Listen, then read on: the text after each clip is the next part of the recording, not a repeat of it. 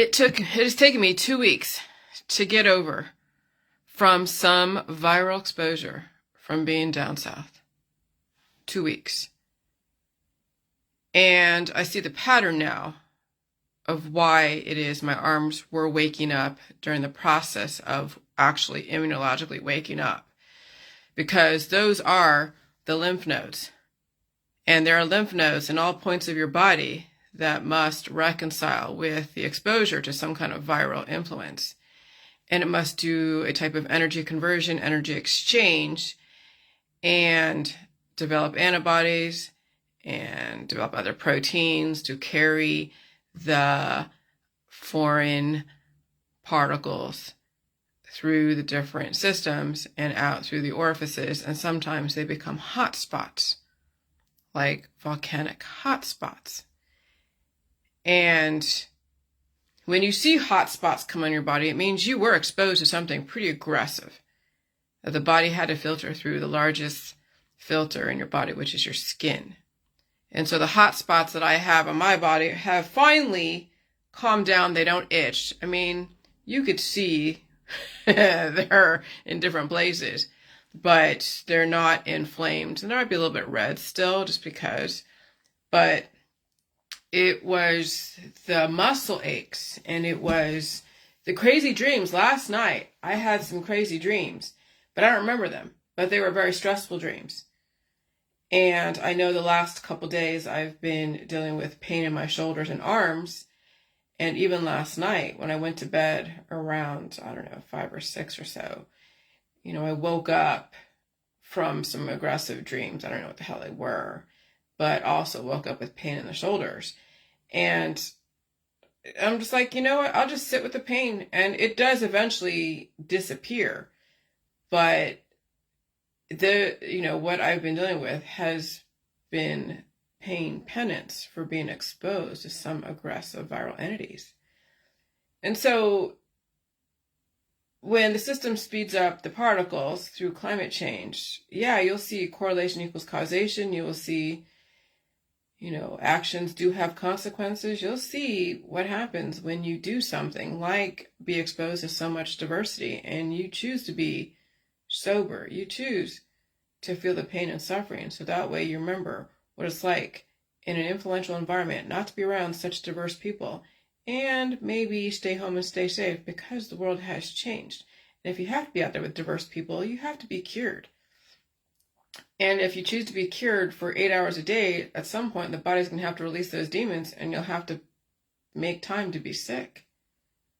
So if you want to make time to be, out there with so much diversity, you have to make time to be sick. And in this environment, you have to give the time to be sick. And if not, then it's just draining your life force. It's draining the life force out of your body until there's nothing left to convert. And so it's like, how far behind the 8 ball do you really want to be? And some people are so far behind the 8 ball that they don't have what it takes to recoup the resources lost from their lifestyle. And since the last 5 years has been so accelerated with the climate change, whatever rate of aging process and deterioration was acceptable prior to climate change, which was basically 2019, 2020, it has doubled and tripled. The rate of aging and accelerating of particles and the rate of turbo cancers and the rate of deterioration has by far been accelerated, double, triple, quadruple. And it's only going to increase. So I just wanted to give you guys a heads up. I feel good. I still feel my shoulders, but I could barely even do this. I could barely move anything because the system was using the muscles and the lymph nodes to push all of the jetsam and flotsam throughout the body and out the different orifices and even through the skin. And so my muscles were working internally. So it was like my body was working to push out and push out the rocks and produce, products. Okay. And so there's working out there where you're under the influence or you're not eating or you're, under medication. And so you're working your muscles with whatever muscles you have for somebody else. And you have the antibodies and other things to help you sustain that, and that's working for somebody else. But then when you want to work for yourself, and this is how we make the distinction between what work is. There's working for yourself, doing things for yourself, and there's working for somebody else. And yeah, you could be an entrepreneur working for yourself, but working for somebody else as a vendor or a contractor. But that's not really working for yourself. You're still working for somebody else. Working for yourself is feeling the pain of work, of when your body has to finally recoup the resources lost and rebuild. And so that's why it's so difficult for these children to assimilate to what's going on when they already came in and already dealing with deficit. You can't make them suffer through the rebuild and release. I suffered the last 2 weeks being exposed to something aggressive. And that's like rebuilding the body from the ground up. I mean, if you're paraplegic, if you are ALS, or if you are like a Stephen Hawking and you want to regrow things that were stunted at some point, yeah, the regrowth process is painful, and the retention and the release. So even though it is true you can regrow arms and limbs and legs even if you're born without them, the pain of regrowth and releasing the damaged cells is what people don't want to deal with. And that's the distinction. So even though scientifically it is correct, the body can repair itself. The body can regenerate and repair itself and assimilate to the most influential genome, but it's very painful.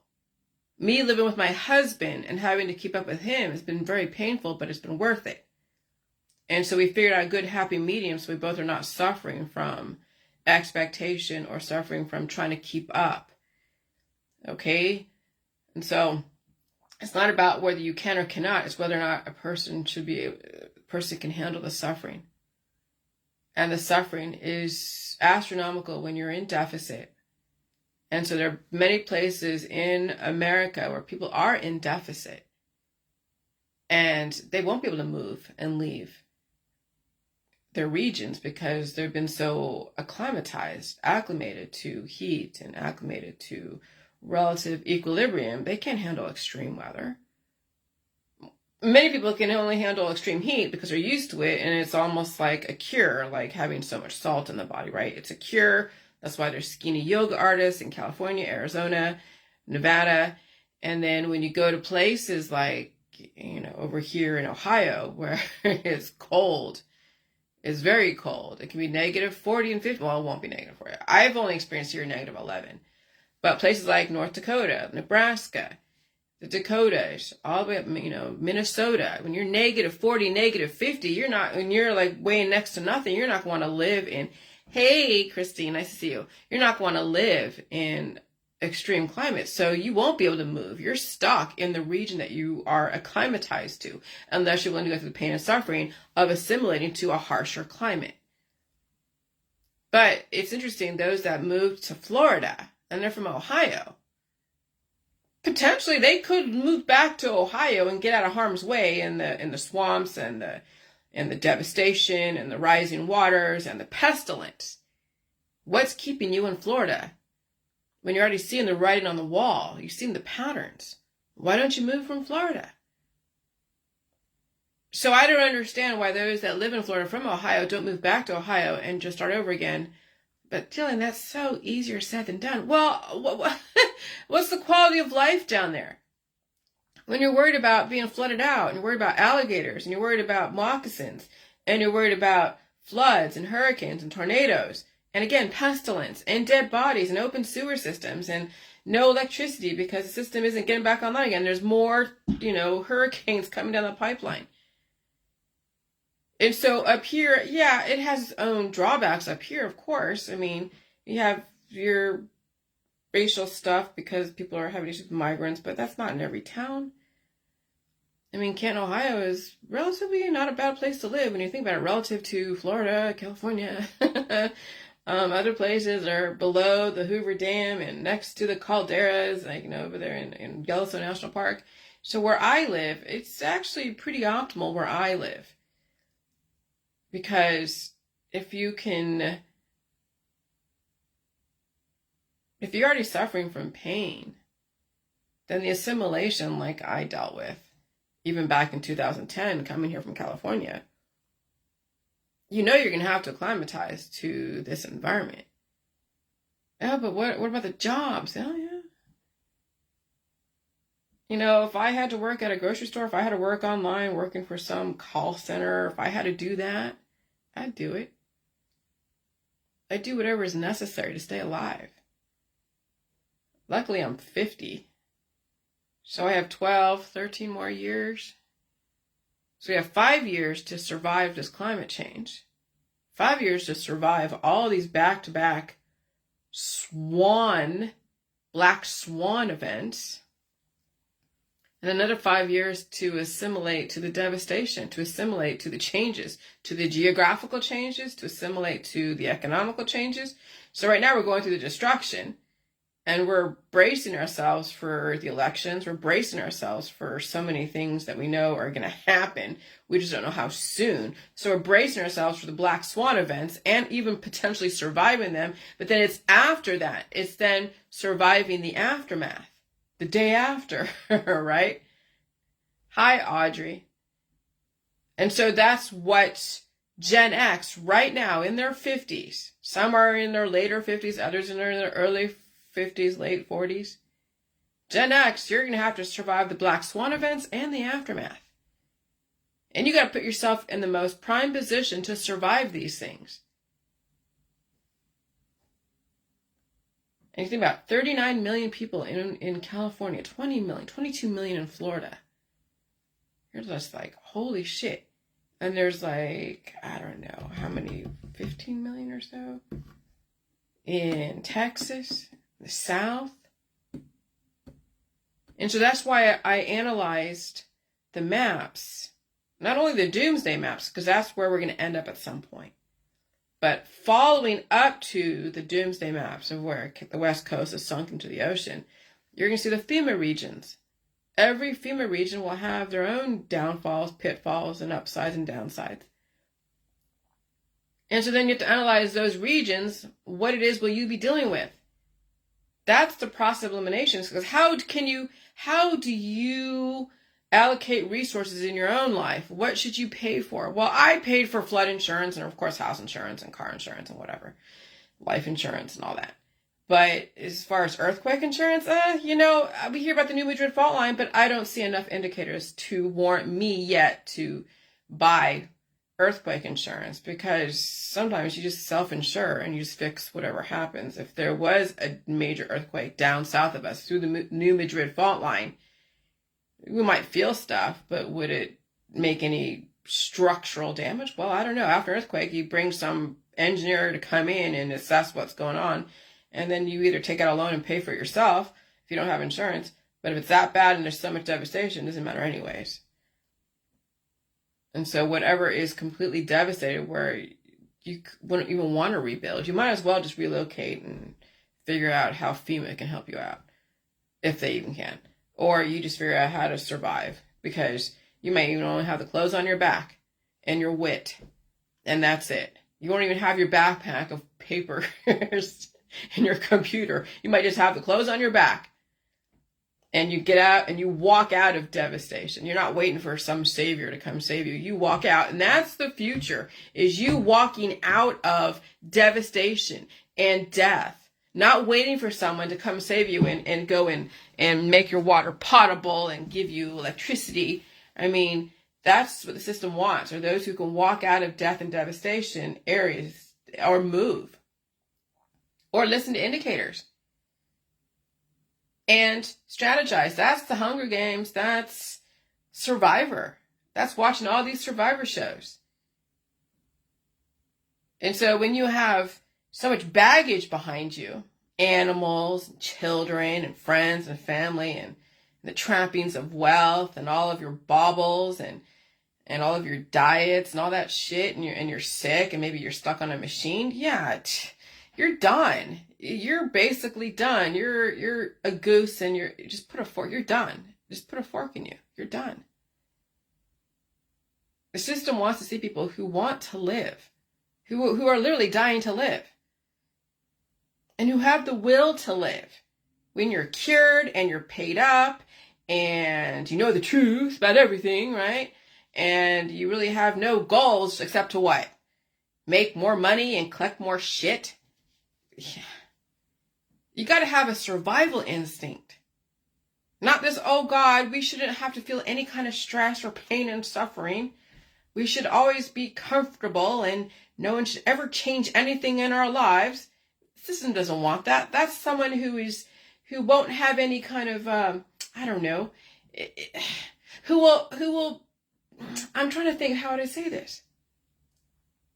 Someone's entitled. When you have children who are given everything, toys and books, which is fine, books are okay, but toys and experiences and money, and if they make a mistake, mommy and daddy or grandma's going to go bail them out. So when these kids and adults are so comfortable in their position, they won't have any kind of strength to move from danger. They won't have the conditioning. They won't have the impetus to do it. They won't even have the indicators to know when they're in danger. They'll just think that Superman over there, or the government over there, or mommy and daddy with their big bank accounts are going to be like, well, okay, Billy, Johnny, Susie, here, let me just take you out of a bad situation. Let me just pay for all your mistakes. So Johnny, Billy, Susie just stay put. They don't ever learn from their mistakes. They're going to have a bunch of kids that they really can't feed. And they're facing all these different hurricanes and devastation, all this other shit. So these poor kids are sitting ducks. And, of course, they're getting remedied to death or getting operations to death.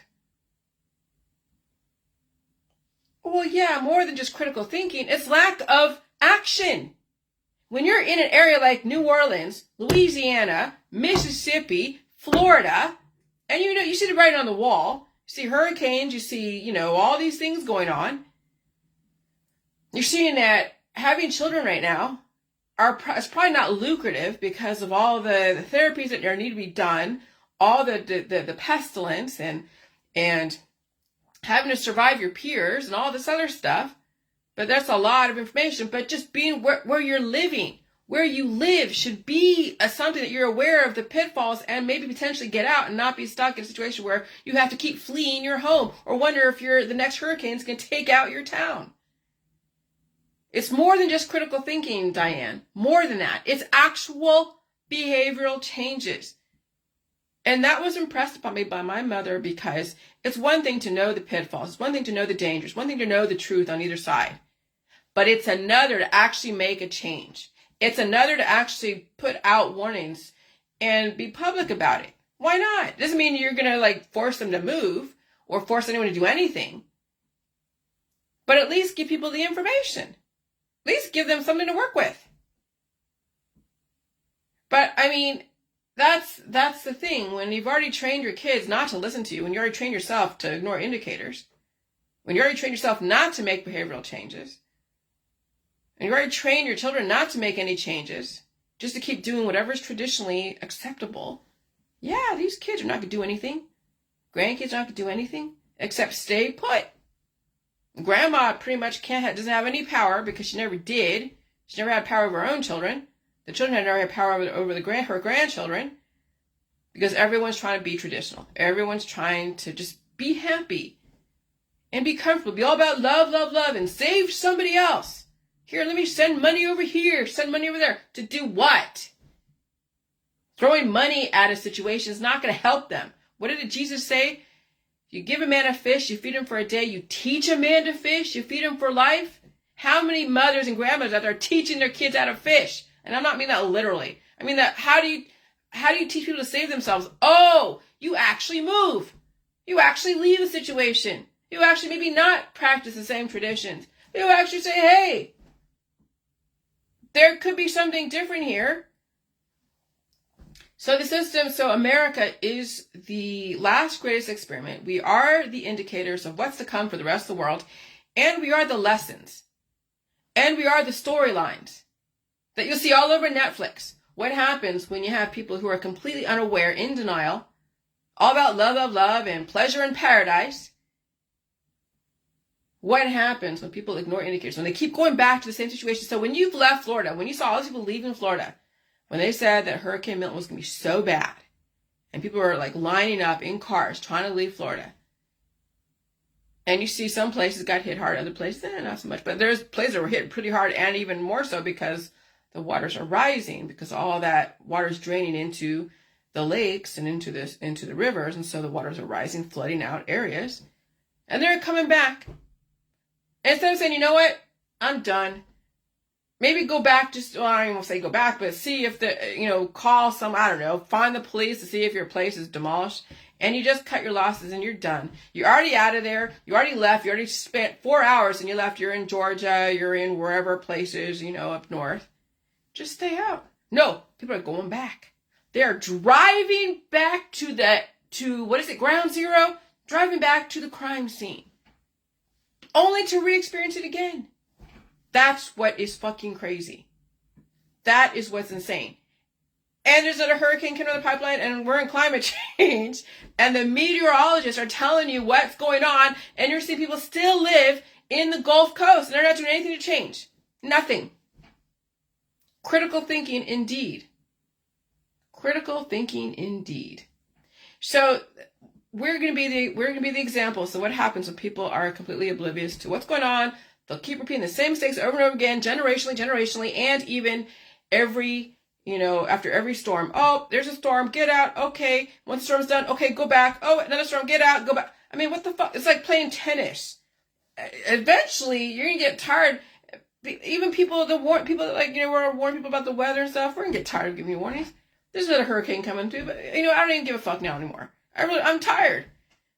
I'm tired of warning people who are only going to go back anyways. Just like watching domestic violence victim. They get beat up and they leave. And then the domestic violent person is like, oh, I'm so sorry. I'll never do it again. So then the victim goes back, only get beat up again, and they leave again, and they go back. And it's annoying. It's fucking annoying. So it's like watching domestic violent victims in the South, in Florida, and all the Gulf Coast.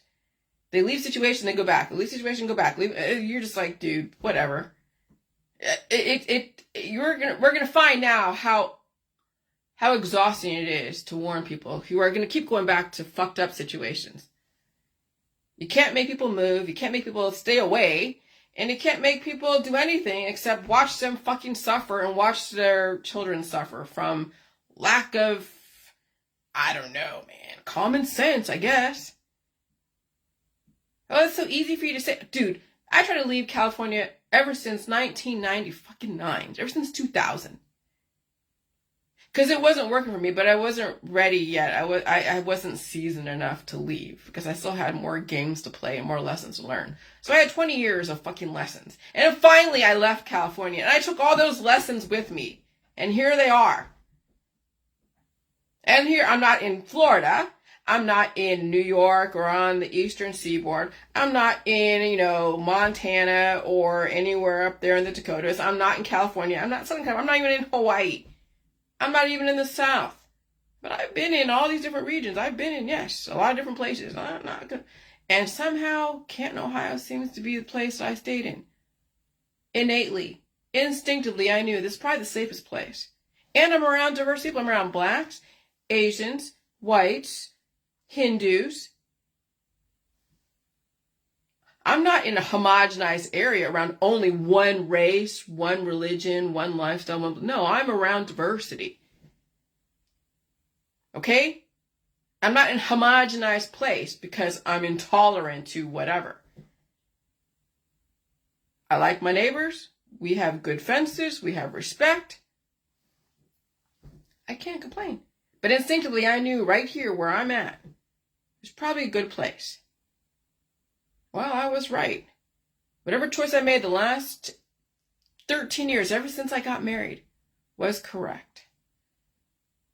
It was correct for this time. I didn't even know this time was going to happen. I didn't even know really too much of anything about the conspiracy world until after I got married.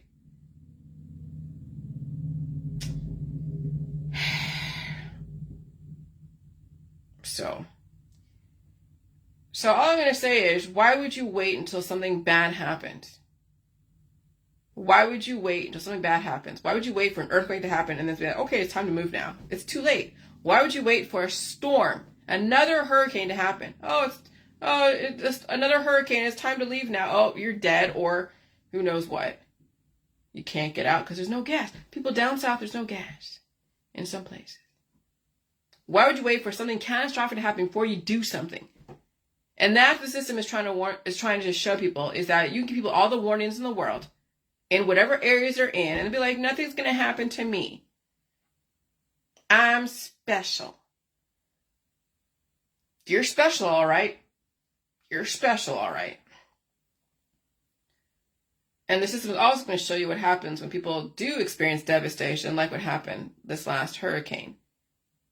And they'll make their way right back to the same place. You're like, what the fuck? Yeah, we're going to see some pretty deadly lessons. If you're not moving from where you are in the Gulf Coast and in places that are dangerous, that have already been warned, they're going to be dangerous, and you haven't analyzed what the danger you're going to be experiencing at some level, you really don't have room to understand where I'm coming from. You have to actually behaviorally change and move, or at least put out warnings for people, but not try to save people who can't be saved, or throw money at people. That what's that going to do? Enable them? It's like giving a drug addict a bunch of money. They're going to go buy more drugs. Oh, I'm going to go give money to these places over here to help them with this. Why don't they just leave? When you're in North Carolina and you're under devastation, leave the fucking area. When you're in Florida and you're in devastation, leave the fucking area. Don't ever go back. Why would you go back? But you see people saying, oh, look, they have tents there. That they're going to stay there. I wouldn't, but then that's the thing. People are like, well, they're trying to make us leave, or we're not going to leave. Well, we'll see where that gets you. We have a lot of people who enable people to stay in fucked up situations. We have a lot of people who enable people to stay in drug situations. We have a lot of enablers out there. Bleeding heart Republicans and bleeding heart liberals. And they will enable people to death. And they say they understand where I'm coming from. I don't think you do. I don't think you do. Good luck.